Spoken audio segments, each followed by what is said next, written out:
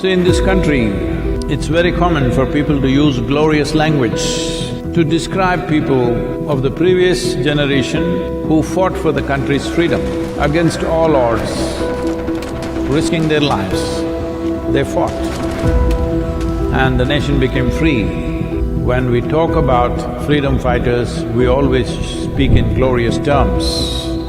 But what are we going to do as a generation? This is a question mark, because we are still alive.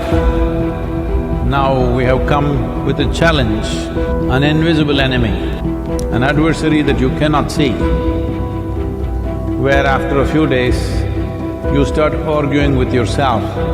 I don't think it is there, this is all a conspiracy, somebody is making money, this will happen, that will happen, already it's starting. 2 days, they want to scratch themselves they're not able to be within their homes, so they're beginning to spill their beans of madness. So they got army on the standby.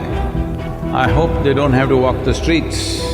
I hope the police force will be able to manage what they need to manage. Above all, I hope we as citizens will manage this ourselves without any force.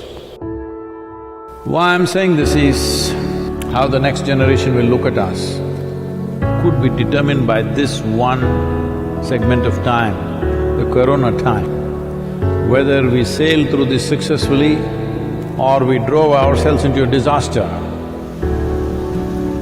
The estimates that world bodies are making as to what can happen if it goes out of control are too horrible even to discuss. What we know now, that a new virus would emerge that would bring many parts of society to a standstill. Particularly, the World Health Organization is placing this responsibility in India's hands. Till now, we have dealt with it exceptionally well, actually. India has tremendous capacities. But from here on, it is in the hands of the citizens. Administration is doing whatever it is doing, making financial packages, fiscal changes, but still without the cooperation of every human being who lives here, this will not work. As days go by, people could drive themselves into frustration. People could start understanding what a mess they are and they can't deal with that.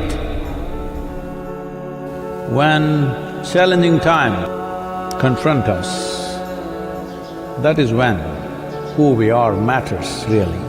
When everything is well, everybody is fantastic. When we say who we are, the fundamental question is just this: are we that kind of people who are always a part of the solution, or are we a part of the problem? This is all we have to decide. I have decided. I want all of you, wherever you are, in whichever part of the country or in the world, I want all of you to take this one stance right now in these next few weeks, which are really challenging times for humanity, particularly India, that you shall be part of the solution, not part of the problem. This commitment everybody must take. This is very, very important.